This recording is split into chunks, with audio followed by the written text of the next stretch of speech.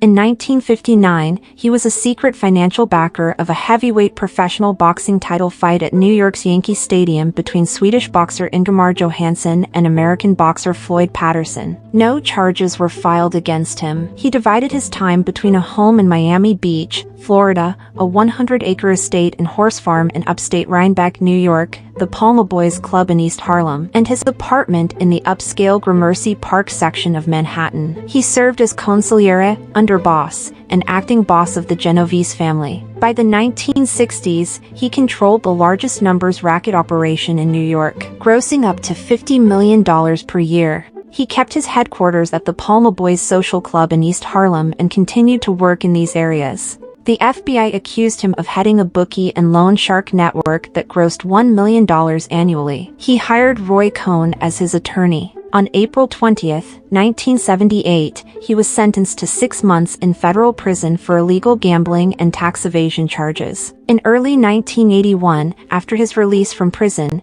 he suffered a mild stroke and retreated to his Rhinebeck estate to recuperate. After his recovery from his stroke and the March 31, 1981, death of Genovese front boss Frank Thierry, he succeeded him. Although law enforcement at the time thought that he was the boss of the Genovese family, it was an open secret in New York mafia circles that he was merely a frontman for the real boss, Vincent the Chin Gigante. For instance, Alphonse Little Al Darco, who later became acting boss of the Lucchese crime family before turning informer, told investigators that when he became a Lucchese-made man in 1982, he was told that Gigante was the boss of the Genovese family. Ever since the death of boss Vito Genovese in 1969, the real family leader had been Philip Benny Squint Lombardo. Over the years, Lombardo used several front bosses to hide his real status from law enforcement, a practice continued when Gigante took over the family upon Lombardo's retirement in 1981. On February 25,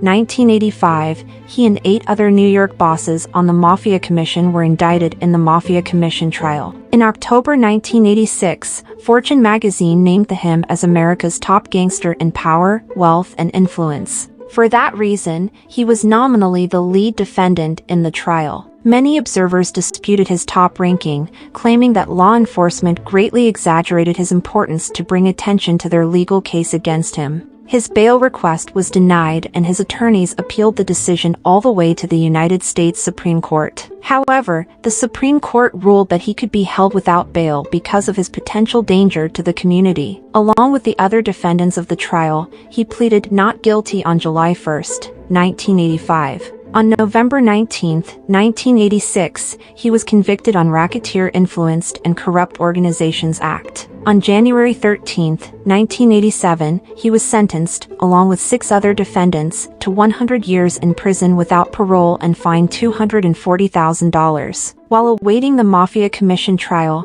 he was indicted in a separate trial on March 21, 1986, in a second federal racketeering indictment, which accused him of having hidden controlling interests in and a Concrete Company and Transit Mix Concrete Corporation in the construction of Mount Sinai School of Medicine, Memorial Sloan Kettering Cancer Center, and the Trump Tower. He was also accused of illegally aiding the election of Roy Lee Williams to the national presidency of the Teamsters Union. He pleaded not guilty on all charges. In October 1988, he was convicted and sentenced to 70 years in prison, including a $376,000 fine equivalent to $1 million in 2024, in order to forfeit half of the racketeering proceeds, estimated to be $30 million equivalent to $80 million in 2024. In 1986, shortly after his conviction in the commission trial, his longtime right-hand man, Vincent the Fish Cafaro, turned informant, and told the FBI that he had never been the real boss of the Genovese, but was merely a front for Gigante.